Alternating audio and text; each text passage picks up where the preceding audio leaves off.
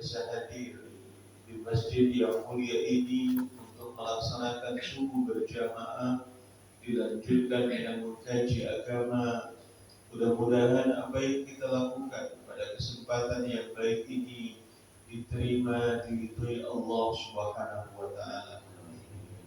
Dua tangan kita tadahkan kepada Allah, semoga Allah memberikan kekuatan lahir dan batin buat kita agar umur yang masih Allah titip, sehat yang masih Allah beri, mampu kita manfaatkan untuk tambah dekat dengan Allah Subhanahu wa taala, dan semoga saat dimana kita nanti pulang menghadap Allah, semoga kepulangan kita adalah kepulangan yang baik, husnul khatimah.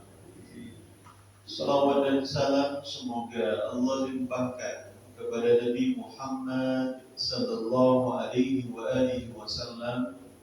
Semoga kita semua yang hadir pada kesempatan yang baik ini Allah bimbing, Allah tuntun agar lidah kita tak pernah kering kecuali ada ucapan salawat salam kepada beliau dan keluarganya, sekurang-kurangnya dengan ucapan Allahumma salli ala Sayyidina Muhammad wa ala ali Sayyidina Muhammad.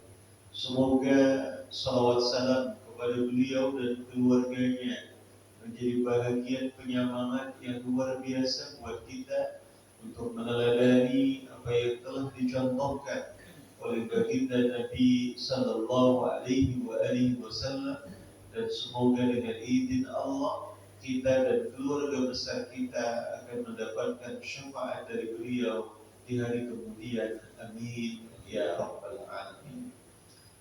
Ibu-ibu, bapak-bapak, para jemaah yang dirahmati Allah dan anak yang kita sayangi, pada subuh yang berbahagia ini kita akan lanjutkan kajian kita untuk mentadabburi Al-Quran.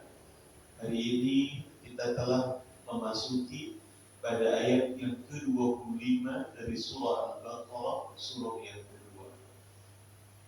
Sebelum kita masuk pada ayat 25 dari surah Al-Baqarah, saya izin mengingatkan diri saya dan kita sekalian bahwa di bulan yang lalu kita telah membahas dua ayat sekaligus, ayat 23 dan ayat 24 dari surah Al-Baqarah. Dua ayat itu mengingatkan ke kita semua bahwa Allah Subhanahu wa taala menantang orang-orang yang ragu terhadap Al-Quran. Siapa yang ragu sama Al-Quran, silakan dicek. Kira-kira begitu. Dicek saja. Kalau masih ragu lagi, kalau kamu yang ragu, datangkan bukti bahwa Al-Quran itu bukan buatan Allah. Kalau Al-Quran itu bukan buatan Allah, berarti buatan makhluk, maka makhluk akan mampu membuat yang sama.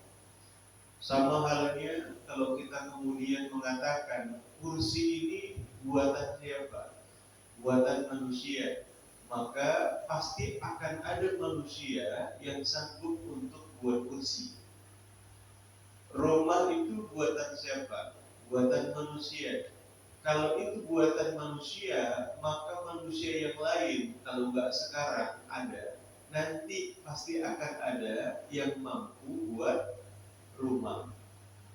Sekarang Allah tantang, kalau kamu manusia mengatakan bahwa Al-Quran ini adalah buatan manusia, buatan Nabi Muhammad sallallahu alaihi wasallam, maka akan ada orang pada masanya, pada zamannya ketika itu, atau pada zaman yang sesudahnya akan bakal mampu untuk membuat yang sama seperti Al-Quran. Kalau Al-Quran itu dinyatakan sebagai buatan manusia. Tapi sampai hari ini, bahkan nanti sampai di akhir zaman, tidak akan ada yang sanggup membuat yang sama semisal dengan Al-Quran. Kenapa? Karena Al-Quran itu bukan buatan manusia. Maka Al-Quran mengatakan, فَإِلَّمْ تَفْعَلُوا وَلَنْ تَفْعَلُوا فَاتَّقُوا النَّارَ الَّتِي وَقُودَهَا hijarah uiddat lil kafirin. Maka sekali-kali tidak, kamu tidak akan bakal mampu.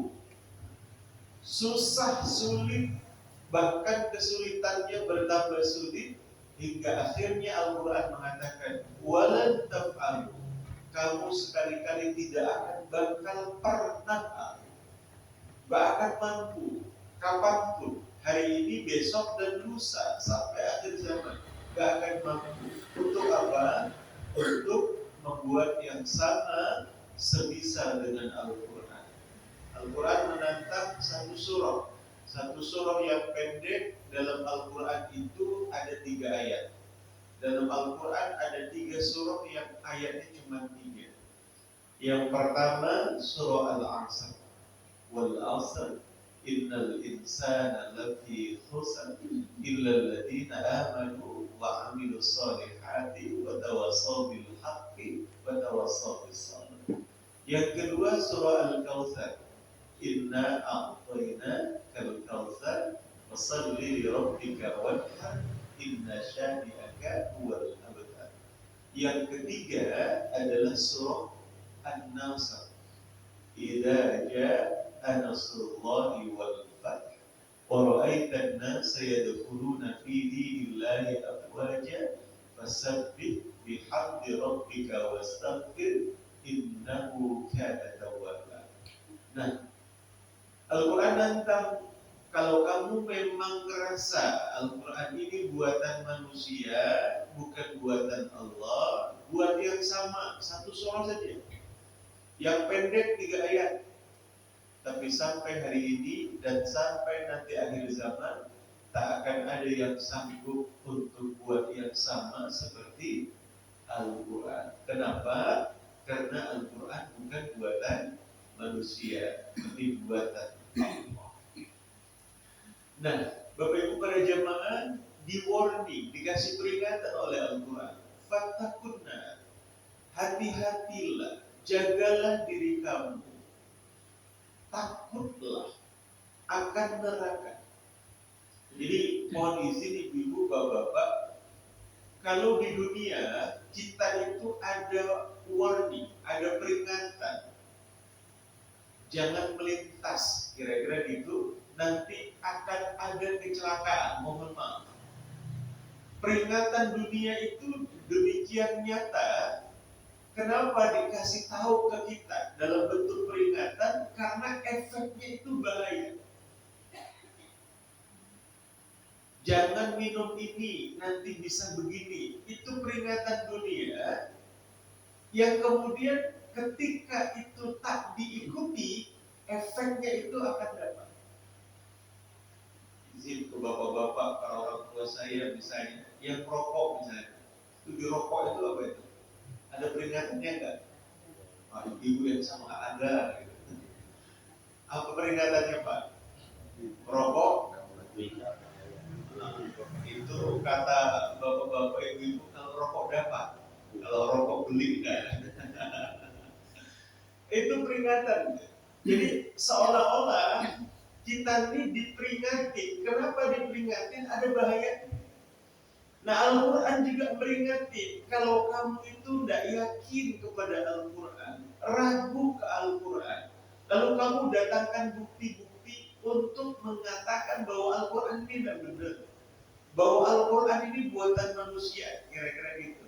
Kamu tidak sanggup, di-warning oleh Allah, sudahlah, kata Allah, fattakunna. Kamu tidak bakalan sanggup, sekarang kamu hati-hati. Kalau kamu terus melakukan itu, kamu tidak yakin, kamu masih ragu sama Al-Quran, kamu itu akan dijadikan bahan bakar di neraka. Kira-kira gitu. Nah, ayat 23, 24 menghantarkan kepada kita sebuah keyakinan yang kokoh harusnya bahwa Al-Quran itu adalah al-haq yang datangnya dari Allah, yang tak ada keraguan di dalamnya. Dzalikal kitabu la raiba fi hudal lil muttaqin. Al-Quran itu tak ada yang ragu buat kita, apa yang terkandung di dalamnya dan petunjuk bagi orang-orang yang bertakwa. Mudah-mudahan kita kokoh di situ, insya Allah. Nah, ayat yang ke-25, ibu-ibu, bapak-bapak, para orang tua saya, anak-anak yang kita sayangi, memberikan informasi yang berbeda. Kalau 23, 24 itu mengingatkan kita dan memberikan informasi kehati-hatian supaya dijauhi, pada ayat yang ke-25 Allah mengingatkan, menginformasikan berita yang kemudian harus diketahui dan diikuti. Jadi kalau yang pertama peringatan yang harus ditakuti, yang kedua ini kabar, bukan sembarangan kabar, tapi kabar gembira. Jadi kalau orang dikasih kabar gembira, nggak gembira, ini bahaya juga. Ada orang dikasih peringatan supaya takut, tapi bukan malah takut, malah berani, dia itu pun bahaya juga. Nah, mudah-mudahan hati kita hari ini memiliki hati yang luar biasa pas. Dikasih peringatan supaya takut, kita takut. Dikasih kabar gembira supaya gembira, kita juga gembira. Insya Allah kita punya hati yang seperti ini. Khawatir saya aminnya dalam hati. Apa kata Al-Quran ayat 25? A'udzu billahi samii'il 'aliim minasyaitonir rajiim. Wa basyiril ladzina aamanu wa 'amilus shalihaat anna lahum jannatin tajri min tahtihal anhar kullama ruziqu minha min thamaratir rizqa qalu hadha alladhi ruziqna min qabl wa utu bihi mutasyabiha walahum fiha azwajun mutahharatu wa hum fiha khalidun. Sadaqallahu. Aku berlindung kepada Allah yang Maha mendengar lagi Maha mengetahui dari godaan syaitan yang tertutup, dan Muhammad sallallahu alaihi wasallam, berikanlah kabar gembira bagi orang-orang yang beriman dan beramal saleh, sesungguhnya bagi mereka itu beraneka ragam surga yang mengalir di bawahnya sungai-sungai. Setiap kali mereka mendapatkan rezeki dari berbagai macam buah-buahan, mereka kemudian mengatakan, inilah rezeki yang telah dijanjikan Allah sebelumnya. Dan mereka mendapatkan buah-buahan yang hampir sama warnanya, rasanya berbeda. Bagi mereka pasangan hidup yang suci dan mereka kekal di dalamnya. Maha benar Allah yang maha agung dengan segala firman-Nya. Bapak-bapak, ibu-ibu, para jamaah yang dirahmati Allah, wa basyir, berikan kabar gembira. Dalam bahasa Arab, ibu-ibu, bapak-bapak, kata basyir itu sama dengan makna kata akhbir. Akhbir seakar kata dengan kata khobar. Khobar itu kalau di kita bahasa Indonesia telah berubah menjadi kata kabar, gitu kira-kira. Jadi akhbir, basyir maknanya adalah berikan informasi secara terang benderang tentang sebuah berita, tentang sebuah kabar, tentang informasi yang sangat menggembirakan. Jadi semua orang itu tahu. Dan kalau nggak tahu, orang yang punya kabar gembira itu wajib kasih tahu. Jadi mohon maaf ibu-ibu, bapak-bapak, para jamaah, kalau ada orang baru pulang dari sebuah kota,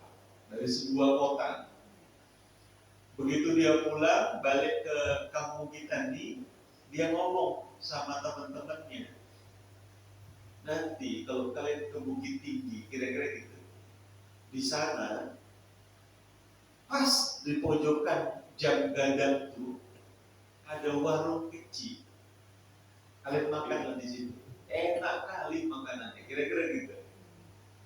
Ibu-ibu, bapak-bapak, para jamaah, ini orang mengkabarkan berita kepada yang lain. Kenapa dia mengkabarkan itu? Karena dia sudah merasakan nikmatnya, merasakan enaknya. Jadi Nabi Muhammad SAW diperintahkan oleh Allah untuk menyampaikan kabar gembira. Kenapa? Karena Nabi Muhammad telah merasakan betapa nikmatnya, lalu kemudian itu disampaikan ke orang. Ke siapa? Ke kita, insya Allah masuk di dalam. Ini enak gitu.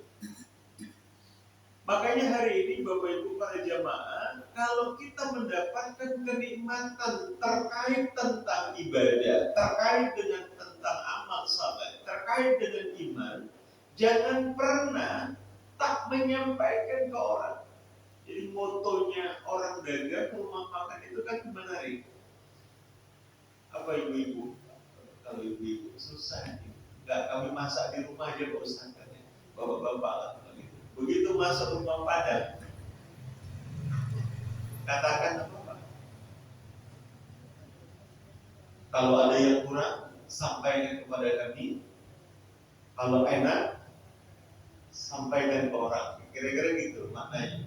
Jadi, Bapak Ibu para jamaah, wa basyir itu maknanya bahwa kita yang telah merasakan nikmat iman itu disuruh untuk mengkabarkan.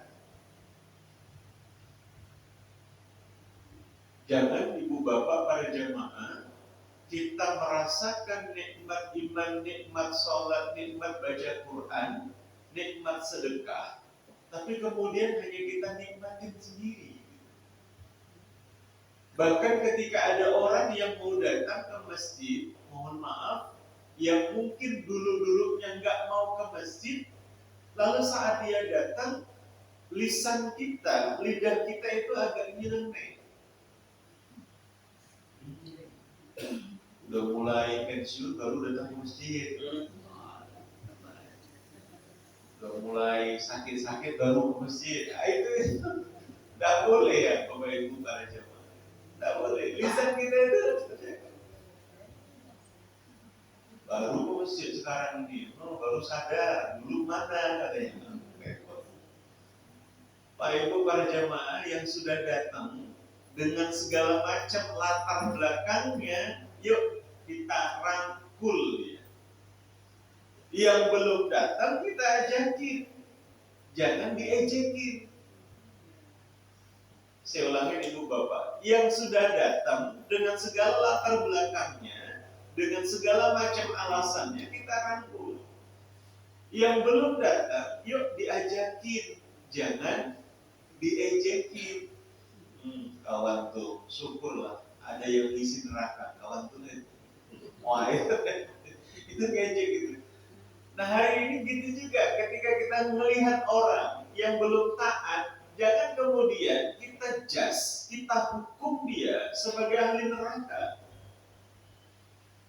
Begitu kita lihat postingan gitu, apalagi sekarang ini musim postingan yang gak jelas-jelas, lalu kemudian masuk ke kita, lalu kita sebut inilah calon penghuni neraka. Kita nggak tahu besok lusa Allah balikkan kalbunya, dia taubat ke Allah. Jangan-jangan larinya, kecepatan taatnya lebih cepat daripada kita yang katanya, mohon maaf, lebih dulu katanya lebih dulu taubat dan seterusnya. Maka hari ini kita punya pandangan yang positif ke orang. Jadi ketika ada orang yang sudah taat ke Allah, kita lihat dan hari ini kita masuk di dalamnya, berdoalah semoga yang sudah taat diberikan Allah keistiqomahan. Di hari ini kita mudah-mudahan yang sudah berjalan pada taat diistiqomahkan Allah. Itu yang harus kita lakukan. Bagi yang belum, kita saksikan belum taat, doa ke Allah, ya Allah, bukakan pintu hidayah buat sahabatku ini, buat temanku ini, buat keluargaku ini. Supaya apa? Supaya Allah kemudian pada suatu waktu membolak-balikkan qalbunya, dititipi taufik dan hidayahnya oleh Allah sehingga dia balik taat kepada Allah. Inilah permintaan kita ibu-ibu, bapak-bapak para jamaah, sehingga kita kasih kabar yang baik-baik. Wa basyiril ladzina amanu. Nah, yang menarik Bapak Ibu, Al-Qur'an itu menggunakan isim mausul. Isim mausul itu artinya kata sambung. Ada kata alladzina. Alladzina itu maknanya ibu-ibu, bapak-bapak para jamaah yang dirahmati Allah, adalah informasi. Kalau yang di awal saya sebutkan, Allah menginginkan kepada Nabi Shallallahu Alaihi Wasallam dan kita pengikut beliau untuk menyampaikan informasi yang baik, yang gembira kepada siapa? Alladzina, semua pihak. Jadi ada informasi baik itu nggak ditutup-tutupi, tapi kemudian dibuka selebar-lebarnya supaya apa? Semua orang tahu, semua orang dapat. Oh, ini harus disampaikan itu, tidak boleh. Oh, ini khusus untuk si A, khusus untuk si B. Tidak. Al-Quran menyebut alladzina, termasuk di dalamnya laki-laki, perempuan, yang kaya, yang kurang kaya, gitu, yang pas-pasan, yang luar biasa, gitu. Semuanya diinformasikan supaya apa? Semuanya dapat. Tujuannya apa? Tujuannya agar tak kemudian disalahkan. Wah, kenapa kok nggak melakukan ini? Nggak dapat informasi kemarin. Nah, kira-kira gitu. Jadi Al-Quran menyebut informasi ini secara luas, secara terbuka, supaya apa? Supaya semua orang tahu. Tujuannya apa? Agar jangan sampai ada orang yang kemudian mengatakan saya belum tahu. Kan kadang-kadang kan kayak gitu ilmunya. Kenapa? Nggak tahu kok kayak gitu. Ini nggak boleh lagi. Al-Quran nyebutin alladzina, semua orang wajib tahu. Semua orang wajib tahu, semua orang wajib diberitahu. Maka Bapak Ibu para jamaah, orang saya yang dirahmati Allah, ketika Al-Quran menggunakan kata alladzina, itu menunjukkan sebuah perhatian yang serius. Jangan sampai ada orang yang mengatakan dirinya belum tahu. Kenapa? Karena informasi ini informasi yang terbuka, diberitahu kepada semua orang. Sama halnya begini, ibu bapak para jemaah. Kalau ada sesuatu yang nikmat, katakanlah di suatu kelas itu ada lebih kurang 30 orang. Di satu kelas ada 30 orang. Yang namanya kelas, apalagi kelas panjang. Kalau sekolah anak-anak kita sekarang kan ada namanya full day school, kira-kira gitu. Anak-anaknya itu, siswa-siswanya itu pasti akan dikasih konsumsi makanan yang cukup. Gitu? 30 orang siswa di dalamnya, maka semua anak berhak untuk dapat makanan. Kemudian dibagi nih makanan. Begitu dibagi makanan, cukup 30 cukup. Ternyata ibu bapak para jemaah, begitu dibagi makanan 30 itu kepada 30 siswa, 25 orang siswa makan makanan itu. Tapi ada 5 orang siswa nggak mau makan. Karena sekolahnya sampai sore, ibu bapak para jemaah, 25 orang siswa yang makan tadi seger. Tapi ada 5 orang siswa yang sudah dikasih 5 makanan, nggak yang mau makan tadi, ujungnya lemes, pingsan. Sampai sore karena sekolahnya. Pertanyaannya yang salah siapa? Yang ngasih atau yang dikasih? Oke. Jadi Bapak Ibu para jamaah, sekarang Allah udah kasih nih kabar gembira nih. Udah diinformasikan, kira-kira gitu. Lalu semuanya udah tahu nih. Berarti yang salah nggak lagi yang menginformasi, yang salah yang nggak mau ambil informasi. Maka Bapak Ibu para jamaah yang dirahmati Allah, Al-Quran terbuka terkait dengan ini. Nah, wa basyiril ladzina amanu wa 'amilus shalihat. Di sini Bapak Ibu para jamaah berikanlah kabar gembira bagi siapapun orangnya. Punya dua syarat. Yang pertama adalah aman, beriman, wa amil sholihat, melakukan amal saleh. Nah, kita garis bawahi dua kata ini, ibu-ibu, bapak-bapak, para jemaah. Wa basyiril ladzina amanu wa amilus sholihat, berikan kabar gembira bagi semuanya yang mengaku beriman kepada Allah dan Rasul dan melakukan amal saleh. Dua kata ini menarik, dan ini yang kemudian akan menjadi pintu masuk supaya kita dapat informasi yang menggembirakan. Informasi yang menggembirakan itu apa? Informasi yang amat menggembirakan itu adalah annalahum jannat tajri min tahtihal anhar ila akhir. Berita gembira yang dikabarkan oleh Nabi itu adalah berita tentang surga yang diberikan kepada siapa? Alladzina amanu wa amilus shalihat. Jadi ibu-ibu, bapak-bapak, kalau di dunia ini ada hak dan kewajiban, maka di akhirat yang kekal abadi juga ada hak dan kewajiban. Kalau hari ini di dunia ini kita kerja, lalu kemudian dapat upah, dapat honor, dapat gaji, itu dunia, jelas hukumnya.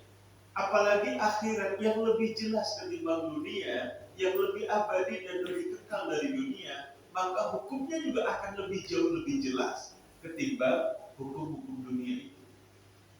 Kalau di hukum dunia kita kerja, kita dapat upah, maka berita gembira yang disampaikan oleh Nabi, oleh Allah melalui nabinya yang mulia sallallahu alaihi wasallam, bahwa orang yang beriman dan beramal saleh akan kemudian mendapatkan surga, maka berita itu adalah pasti.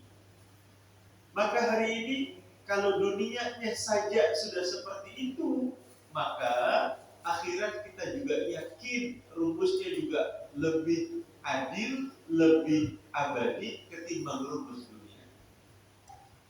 Maka tugas kita hari ini mengkokohkan keyakinan kita kepada Allah Subhanahu wa taala dan berbuat keyakinan itu dengan amal saleh. Saya ingin mengatakan begini, ibu-ibu, bapak-bapak, para jemaah. Kalau orang imannya baik, maka semuanya akan muncul kebaikan. Dan muncul kebaikan itu, itulah yang disebut dengan amal saleh. Orang yang imannya baik, maka insya Allah kalbunya akan jadi baik. Ketika kalbunya baik, lisannya, ucapannya akan jadi baik. Pendengarannya akan baik, tangannya akan baik. Jadi semua aktivitas kalbu, aktivitas lisan yang baik, aktivitas mata yang baik, tangan yang baik, itu semuanya digerakkan oleh keimanan yang baik, yang full. Jadi kalau imannya sudah aman, insya Allah perbuatannya akan aman, dan perbuatan ini yang kemudian mewujud menjadi amal saleh. Saya ulangi, ibu-ibu, bapak-bapak. Kalau imannya sudah aman, maka insya Allah perbuatan yang lain akan aman. Kalau imannya nggak aman, maka perbuatan yang lain tak akan aman. Saya ingin kasih contoh ke kita sekalian. Kalau Nabi Shallallahu Alaihi Wasallam mengatakan, kama qala Nabi Shallallahu Alaihi Wasallam, seseorang itu tidak akan mencuri kalau ada iman. Seseorang itu tidak akan berzina kalau ada iman. Ila akhir hadis Sallallahu Alaihi Wasallam. Artinya, kalau orang itu melakukan hal buruk, kenapa? Karena imannya itu sudah hilang.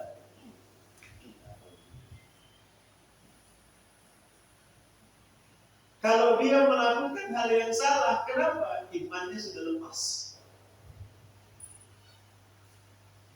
Maka sebetulnya ngeceknya itu di iman. Kok mudah kali ya datang ke masjid? Karena imannya naik. Imannya turun, dekat pun kita, suara toa masjid itu didekatkan ke telinga kita. Berat, berat. Hujan-hujan, gerimis, pakai payung, bahkan mungkin pakai kendaraan, bisa datang ke masjid. Kenapa? Karena imannya kuat. Jadi iman yang aman akan muncul amal saleh. Iman yang lepas bukan muncul amal saleh, tapi yang muncul amal salah. Jadi yang suka buat amal salah, imannya berarti belum aman. Maka kita aman iman kita. Oke. Nah, ibu-ibu, bapak-bapak, para jamaah yang dirahmati Allah. Nabi Shallallahu Alaihi Wasallam mengingatkan kepada kita dengan sebuah ungkapan yang indah. Kama qala Nabi Sallallahu Alaihi Wasallam, iman itu naik turun. Al-imanu yazidu wa yanqus. Iman itu naik, iman itu juga bisa turun. Yazidu bil ta'ah, itu naik dengan ketaatan, wa yanqusu bil maksiyah, dia turun dengan kemaksiatan. Maka hari ini, ibu-ibu, bapak-bapak, para jamaah, supaya iman kita ini naik, terjaga. Nanti alat ukurnya ada nih, nanti kita cek dalam Al-Quran. Supaya iman kita ini terjaga, ibu-ibu, bapak-bapak, para jamaah, yang hari ini harus kita lakukan adalah di antara yang paling mudah, berkumpullah dengan orang-orang yang soleh. Berkumpullah dengan orang-orang yang soleh. Nah, ngumpul bersama dengan orang soleh itu bisa ngumpul lewat ngaji ini. Tapi yang lain bisa ngumpul dengan aplikasi. Hari ini kita masing-masing punya handphone, insya Allah. Handphone, insya Allah ada aplikasi WhatsApp. Di situ ada WAG. WAG itu WhatsApp grup. Cek grupnya itu grup yang lebih banyak ke amal soleh atau ke amal yang salah. Asyik nyeritain orang di grup 2 itu grup amal salah itu. Insya Allah itu ngikut. Tapi kalau grupnya amal soleh, ayo sedekah barengan, yuk ngaji, yuk. Tapi kadang-kadang ininya aja pun ada yang. Jadi kadang-kadang di situ juga godaan iman itu, Pak Ibu, para jemaah. Nah, cara yang paling mudah itu ngumpul dengan orang-orang yang saleh, insya Allah akan ketularan tuh saleh. Tapi kalau kita sering ngumpul dengan orang-orang yang salah, insya Allah, mohon maaf, akan ikut tuh ke yang salah. Bahkan yang lebih serem, Bapak Ibu para jamaah, mohon maaf, kalau kira-kira di suatu keadaan ada orang yang melakukan perbuatan jelek, lalu tergeledek, kita nggak melakukan, kira-kira diangkut juga kan? Diangkat gitu. Makanya prinsipnya dalam sebuah rumus itu asyirku fisyarri syarru. Bersekutu, ngumpul, gabung pada sesuatu yang buruk akan dianggap buruk juga. Meskipun belum tentu kita melakukan yang buruk. Tapi kenapa kita dianggap buruk? Karena kita berkumpul di tempat yang buruk. Maka hari ini kita nih, mohon maaf, saya mungkin ngumpul bersama bapak dan ibu, saya bukan baik-baik hari, tapi karena saya ngumpul bersama ibu bapak yang soleh-soleh di masjid tempat yang baik, saya akan dicap tanda petik oleh orang baik. Mudah-mudahan kita semua dicap orang baik, dicatat Allah sebagai orang baik. Nah, ngumpul di tempat yang baik bersama dengan orang yang baik, meskipun belum tentu kita baik, kita sudah dicatat sebagai orang baik. Sebaliknya juga begitu. Maka Bapak Ibu para jamaah, untuk menjaga iman kita, ngumpullah pada orang-orang baik. Kalau enggak, kita ciptakan lingkungan yang baik. Di mana yang kecil di rumah kita. Suami, istri, ibu, bapak, para orang tua saya dengan anak-anak, juga mungkin ada menantu, boleh jadi ada cucu, himpun menjadi lingkungan yang baik. Berkumpul orang-orang yang soleh. Atau sekurang-kurangnya belum jadi orang yang soleh, iya, 100% iya, tapi meniti jalan bersama untuk menjadi orang-orang soleh. Saling mengerti, udah sholat belum ya, udah sholat belum ma, udah sholat belum cu, kira-kira gitu. Nggak membiarkan, kecuali mengingatkan pada yang baik-baik. Itu tanda kita sudah berada pada komunitas orang-orang yang ingin saleh. Nah, Bapak Ibu para jamaah, imannya diamankan. Nah, gimana ngukur? Bapak Ibu buka surah Al-Anfal, surah ke-8 ayat yang kedua. Nah, ini untuk standar mengukur keimanan kita. Yang paling standar. Apa kata Allah? Innamal mu'minuna alladzi idza dzukirallahu wajilat qulubuhum wa idza tuliyat 'alaihim ayatuhu zadatuhum imanan wa 'ala rabbihim yatawakkalun. Sesungguhnya kata Allah, orang-orang yang beriman itu apabila disebut nama Allah, bergetar hati. Ini disebut nama Allah, bergetar hatinya. Maka hari ini ketika hati kita belum bergetar, sebut nama Allah. Jadi kalau ibu bapak menyebut nama Allah, diperdengarkan nama Allah, mendengarkan kalimat-kalimat thayyibah, langsung connect ke qalbu, itu tanda imannya masih hidup. Tapi kalau diperdengarkan nama Allah, disebut nama Allah, kita pun menyebut nama Allah, tapi belum kemudian tergetarkan kalbu kita, itu tanda iman kita sudah mulai melemah. Dibacakan ayat-ayatnya, bertambah keimanan. Dan yang terakhir, wa ala rabbihim yatawakkalun, makin kuat berpasrah dirinya, bergantungnya hanya kepada Allah. Itu kalau iman kita, kalbu kita ngerasain seperti itu, ibu-ibu, bapak-bapak, berarti iman kita itu masih kuat.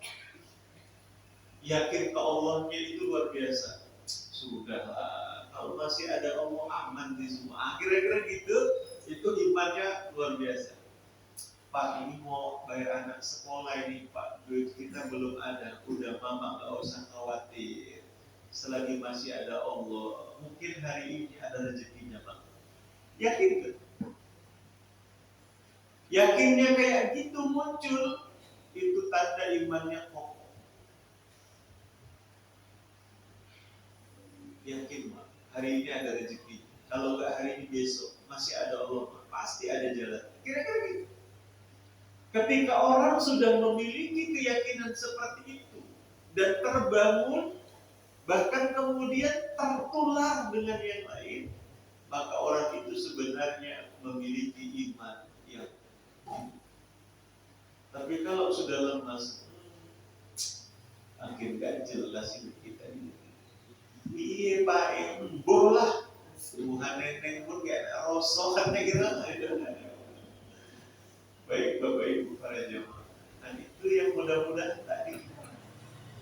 Jadi hari ini yang harus kita lakukan pembenahan di kalbu kita, ngerasa bergetar ketika disebut, diperdengarkan kita menyebut asma nama Allah. Ketika Al-Quran dibacakan bergetar, insya Allah tambah keimanan kita ke Allah. Dan yang terakhir, kita tambah yakin kepada Allah. Kalau itu ada, ibu bapak, iman kita terjaga, insya Allah yang muncul yang baik-baik. Ketika yang muncul yang baik-baik, inilah yang dinamai dengan amal soleh. Jadi orang bisa melakukan amal soleh ketika imannya betul-betul terjaga. Coba perhatikan ibu bapak, seruan orang untuk puasa. Ya ayyuhalladzina amanu, wahai orang-orang beriman, kutiba alaikumusiyam, diundang kalian, diwajibkan untuk kalian puasa. Siapa yang mampu puasa? Orang yang beriman, bukan orang yang sehat. Kalau sehat imannya tak terjaga, kira-kira bisa puasa enggak? Enggak, badannya lebih six pack Pak ketimbang kita. Kita kan model one pack Pak. Model one pack. Ini ada yang six pack. Enggak puasa kawan. Sanggup dia Pak jalan. Sanggup dia jalan. Bahkan dari sini ke Binjai, PP sanggup. Maraton, bukan hanya maraton. Naik sepeda, goes, naik tanjakan sanggup ya. Suruh ke masjid, jangan dulu gitu. Kenapa? Bukan sehatnya yang dipanggil itu imannya. Masukkan ke kota infak Pak. Oh, rumah lebih mengkilap ketimbang rumah kita. Duitnya nggak usah tanya lah, orang mobil aja mengkilap. Duit pun kurasa berlipat-lipat, kira-kira gitu. Masukkan ke kota infak, karena Pak, kita yang nggak seberapa, insya Allah ada aja jalannya. Subuh ada rezekinya masuk, nanti asar masuk. Kenapa? Yang dipanggil itu bukan karena kayanya, karena imannya. Gitu. Jadi Bapak Ibu para jamaah beruntunglah, karenanya iman itu harus dijaga karena sangat penting sekali. Nah, Bapak Ibu dipanggil imannya. Orang sholat Jumat dipanggil imannya. Ya ayyuhalladzina amanu idza nudiya lis-shalati min yaumil jumu'ah. Wahai orang-orang beriman, kalau telah disuruh untuk menunaikan Jumat, fas'au, bersegeralah. Wadarul bait, tinggalkan jual beli. Coba Bapak Ibu, pas waktu lagi orang mau transaksi, kira-kira gitu. Datang orang mau beli, panggilan Jumat datang, kira-kira gimana Pak? Udah tutup, nggak diterima. Enggak, kenapa? Panggilan iman. Udah nggak apa-apa ini gitu. Nggak ada lagi gitu. Tutup. Kenapa? Imannya yang diseru. Ketika imannya diseru, dia yakin rezeki nggak ketukar. Kalau nggak rezekiku, nggak bagian. Kalau rezekiku siap Jumat, pasti nanti ditunggu. Kira-kira gitu. Kenapa itu muncul? Imannya terjaga. Maka hari ini, ayo jaga iman. Supaya apa? Supaya hidup jadi aman. Cerita tentang untuk menjaga lisan, itu juga cerita tentang iman. Ya ayyuhalladzina amanu, wahai orang-orang yang beriman, hindarkanlah oleh kalian yang disebut dengan minadh-dhon, prasangka. Prasangka, orang yang suka berprasangka, prasangkanya jelek, negatif, itu karena imannya nggak kuat. Ya ayyuhalladzina amanu jtanibu katsiran minadh-dhon inna ba'dadh-dhonni Wala tajassasu, jangan kalian cari-cari korek-korek keburukan orang. Mohon izin ibu-ibu, mengorek keburukan orang, dicari-cari. Kemana ibu tuh? Udah lama nggak nampak ya, rupanya kunci terus. Ada yang tahu? Saat orang nggak pulang pun dicari gitu. Mohon izin ibu-ibu, bapak-bapak, tidak boleh. Udah dikorek dapat, kira-kira gitu. Dikorek dapat. Lalu Al-Quran bilang, kalau kamu korek, lalu kemudian udah dapat, wala tajassasu, jangan kalian korek. Wala yaghtab ba'dukum ba'dha, jangan kalian yang sudah tahu yang jelek dari orang itu, lalu kemudian kalian viralkan, kalian sebarkan. Ceritanya supaya nggak nyebarkan apa? Balik lagi, kalau dia beriman pasti nggak prasangka, pasti nggak ngorek-ngorek. Kalau sudah tahu nggak diviralkan. Kapan? Kalau imannya terjaga. Kalau imannya nggak terjaga, asik nak ngajak cakap aja di rumah tetangga. Assalamualaikum. Gitu tanda-tanda. Karena salam itu macam-macam.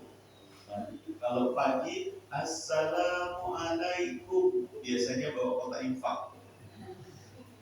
Adik-adik, anak-anak kita. Tapi kalau Assalamualaikum, Assalamualaikum, itu tanda-tanda itu mau ngajak cakap lama. Jadi ibu siapinlah aqua.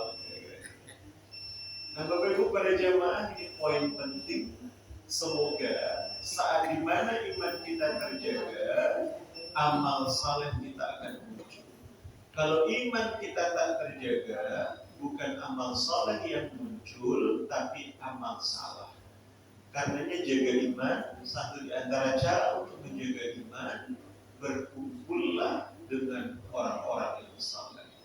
Masuk dalam kelompok yang baik-baik, meskipun kita belum tentu termasuk orang yang melakukan amal baik, perlahan tapi pasti ketika kita bersama dengan orang-orang baik, ada rasa kepingin untuk melakukan hal yang baik-baik. Bapak Ibu para jemaah, ini yang bisa kita kaji pada hari ini, Al-Baqarah ayat ke-25. Berita gembira disampaikan, yang sudah baik, ayo semoga Allah istiqomahkan kita pada kebaikan. Yang sudah datang dengan segala macam alasannya, mari kita rangkul. Yang belum datang kita ajakin, jangan diejekin. Mudah-mudahan semua kita, insya Allah yang sudah baik Allah teguhkan kebaikannya, yang belum baik Allah mampukan bisa buat baik, dan mudah-mudahan kita semua dihimpun Allah bersama dengan orang-orang yang baik, baik di dunia maupun di akhirat. Amin ya rabbal alamin. Barangkali yang bisa dikaji Bapak Ibu para jemaah. Terima kasih, mohon maaf sebelum diakhirkan mungkin ada beberapa yang mau didiskusikan. Disilakan. Kalau tidak ada kita tutup dengan doa. Silakan. Ini masalah Idul Adha. Baik, Idul Adha. Wah, sedap ini. Ini kan Arab Saudi sudah menentukan bahwa hukumnya hari Jumat. Pemerintah mengumumkan sholat Idul Adha Minggu. Kalau sholat kami rasa tidak ada masalah, karena kan hari 13. Ya. Jadi yang jadi masalah puasanya kan. Kalau seandainya pemerintah Arab Saudi mengumumkan Jumat hukum di Arafah, sementara pemerintah menganggap Sabtu hukum di Arafah. Jadi kalau kita puasa, bagaimana hukum puasa kita kalau kita puasa pada hari Sabtu? Baik. Terima kasih Pak Alef. Ibu, bapak-bapak para jamaah, kita berdoa kepada Allah semoga pada waktu yang akan datang akan ditemukan sebuah kesepakatan yang sama, insya Allah, tidak egosentris dalam tentuan awal puasa, akhir puasa, awal Zulhijjah dan Zulhijjah terbentuk berimplikasi. harapannya ibu bapak, semoga ke depan insya Allah tidak ada kejadian yang seperti ini, yang dalam tanda petik meskipun para guru-guru kita mengatakan nggak usah bingung, udah ikuti aja gitu, tapi ya kita bingung juga, kok kayak gini ya, dulu-dulu nggak pernah kayak gini. Jadi kalau misalnya bapak ibu, mohon maaf orang-orang tua saya, kalau mundur ke belakang pada zaman tahun-tahun dulu, kira-kira sering gak kejadian kayak gini? Makanya ada ucapan enak toh di zamanku, kayak gitu. Kira-kira gitu. Semoga Allah memberikan rahmat untuk beliau. Dengan segala macam kelebihan dan kekurangan, tentu kita harus berikan doa yang terbaik buat para penduduk. Nah, Bapak Ibu, untuk menjawab ini pada saat rilis pers kemarin, pada saat pemerintah mengumumkan, udah dijawab juga sebetulnya Pak Alex. Jadi kata para guru-guru kita itu, yang terpenting ketika tak diumumkan tanggal 10 Zulhijjah, maka sebelumnya orang masih bisa melakukan ibadah puasa. Jadi kalau pemerintah mengumumkan tanggal 10, maka di tanggal 9 Juli, meskipun di 9 Juli itu dalam perspektif yang lain, yaitu perspektif misalnya di Saudi maupun teman-teman kita di Muhammadiyah, itu adalah 10 Zulhijjah, orang masih bisa melakukan ibadah puasa. Jadi ini puasa Arafah versi pemerintah ya Ustaz, bukan versi pemerintah, versi ijtihadi para ulama. Kira-kira gitu. Saya masih ragu nih, kalau masih ragu gak usah dibantu. Saya masih ragunya berarti gini, dia nganggap bahwa 9 Juli itu udah 10 Zulhijjah. Kalau dia ragu tanggal 10, mohon maaf, 9 Juli itu sama dengan 10 Zulhijjah, gak usah puasa di hari Sabtunya. Prinsipnya jelas, dakma yuri bukan ila mala yuri. Tinggalkanlah yang ragu pada yang tak ragu. Maka ikut konsekuensi. Kalau Bapak Ibu ragu pada tanggal 10 Juli itu adalah 10 Zulhijjah, maka 9 Juli adalah 10 Zulhijjah. Maka sholat Idul Adha-nya juga harus tanggal 9 Juli. Kenapa? Karena salat Idul Adha itu dilaksanakan di 10 Zulhijjah, bukan 11 Zulhijjah, bukan 12 Zulhijjah. Sekarang ibu bapak mau ikut yang mana? Di situ saya tengok diumumkan udah tanggal 10 Juli. Sholatnya apa? Sholatnya 10 Juli ya, bapak ibu ya. Di Muhammad kita, Ustaz kita kan 10 Juli ya kalau tidak salah. Kalau kayak gitu masjid Nurul Huda itu udah sepakat nih. Oh belum juga, itu depan itu Idul Fitri ya, Masya Allah. Saya ngeri, saya yakin juga Idul Adha, Idul Nampur masak ya. Masih ragu juga ya. Gitu. Jadi Bapak Ibu para jamaah, dikembalikan ke kita. Dikembalikan ke kita, kita yakinnya yang mana?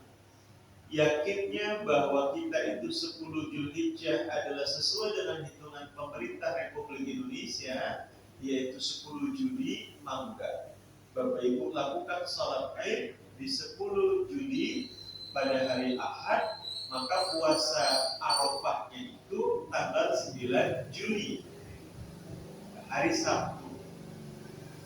Ustaz, kita kan haji ini kan ikut, di sana udah Arafah, di sini kok belum, kan lucu, kira-kira gitu. Oh saya mau ikut yang sana, mangga.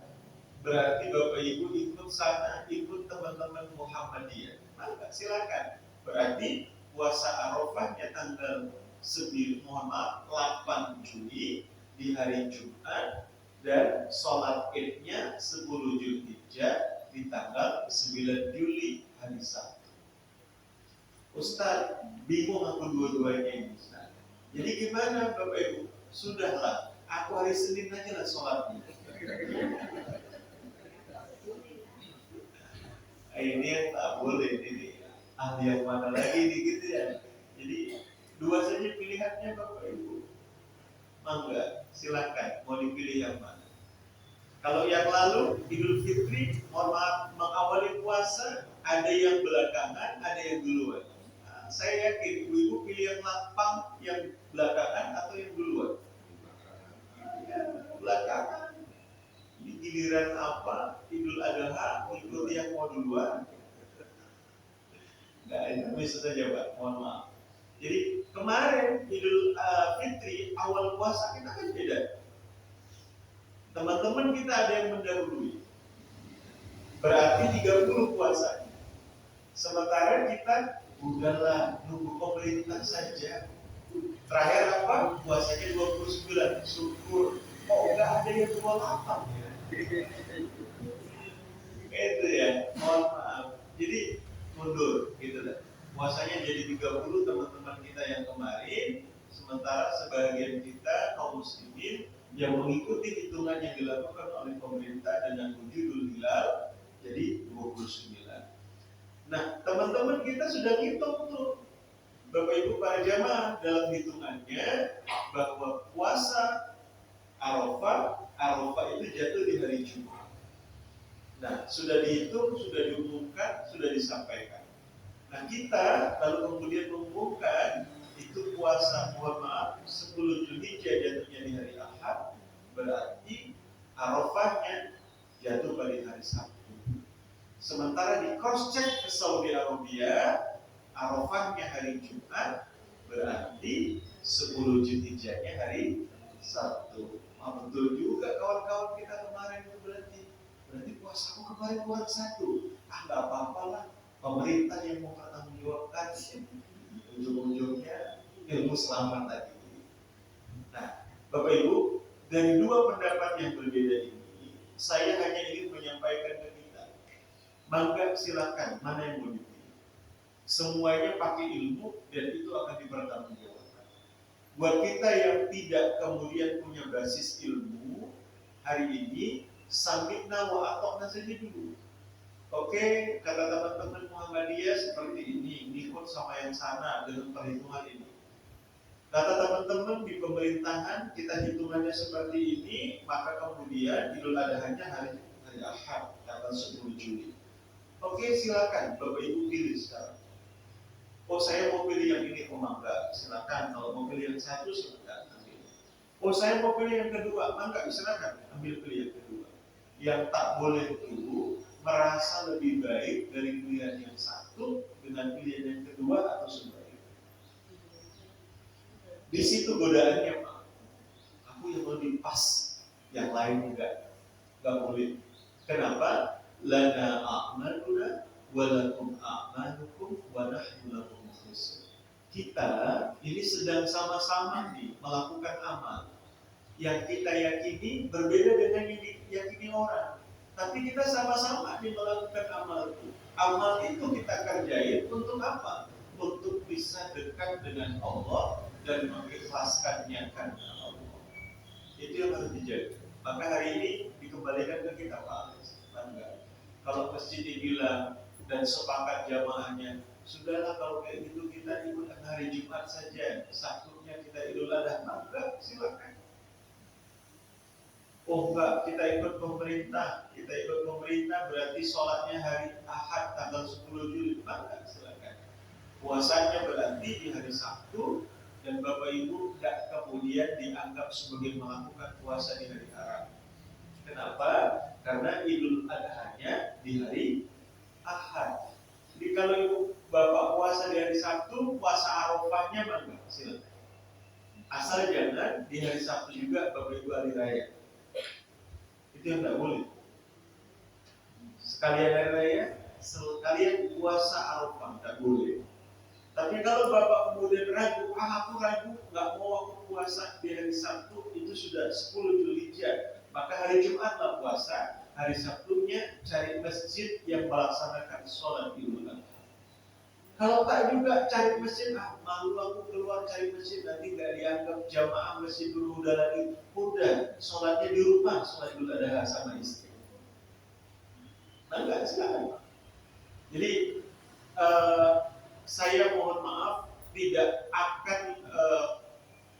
ini Pak yang benar Pak, Bu ini Bu yang salah, tidak boleh. Saya kembalikan karena pendapatnya macam-macam. Supaya apa? Supaya orang kita memiliki kedewasaan dalam memilih dan mohon izin pelan-pelan kita tak menganggap kita yang lebih benar, yang lainnya salah, tapi kita sama-sama berharap semoga dua-duanya benar di hadapan Allah. Gitu. Coba deh. Tidak. Kalau seandainya kita salah dari Jumat, kita tidak sholat hari Sabtu. Sholatnya tetap 10 Dzulhijjah. Jadi kalau sholatnya 10 Dzulhijjah, hari Sabtunya cari masjid yang salat Idul Adha. Jangan dinanti atau malah 2 kali. Meskipun hukumnya sunnah, tapi mohon izin, yuk kita amalkan yang sunnah ini dengan cara yang benar. Sholat Idul Fitri itu 1 Syawal, bukan 2 Syawal. Sholat Idul Adha itu 10 Dzulhijjah, bukan 11 Dzulhijjah. Maka ketika kita meyakini hari Jumat itu adalah 9 Dzulhijjah, maka sholatnya di hari Sabtu 10 Dzulhijjah. Kita yakini Sabtu 9 Dzulhijjah, maka sholatnya itu hari Ahad tanggal 10 Dzulhijjah 10 Juli 2022. Nah, sekarang yang mana yang mau kita ambil? Dibalikkan ke 3. Nah, kalau kemudian ditanya mana yang mau dibuat, ya kalau mau ikut pemerintah maka silakan, tidak ada yang larang. Ikut teman-teman Muhammadiyah juga tidak ada yang larang. Ya sama-sama kita Muslim, masih nyembah Allah yang satu, mendekatkan diri ke Allah yang satu. Seperti itu Pak. Mudah-mudahan pilihannya jelas ya Bapak Ibu para jamaahnya. Jangan ragu-ragu lagi, ditentukan. InsyaAllah semua amal diterima Allah Subhanahu Wa Taala. Barangkali ini yang bisa dikaji pada kesempatan ini. Mohon maaf atas segala kekurangan. Kita akhirkan dengan kafarah majelis lebih awal. Subhanallah wa bihamdika, asyhadu an la ilaha illa anta, astaghfiruka wa atubu ilaik. Bismillahirrahmanirrahim. Alhamdulillahirabbil alamin. اللهم صل وسلم وبارك على نبينا محمد وعلى آله وأصحابه أجمعين. اللهم لا تفرق جمعنا هذا إلا بذنب مغفور وعمل صالح متقبل مبرور وتجارة لن تبور يا عزيز يا غفور يا عالم ما في الصدور أخرجنا من الظلمات إلى النور. ربنا آتنا في الدنيا حسنة وفي الآخرة حسنة وقنا عذاب النار. وصلى الله وسلم عليه وآله والحمد لله رب العالمين. Mohon maaf lahir dan batin. Assalamualaikum warahmatullahi wabarakatuh.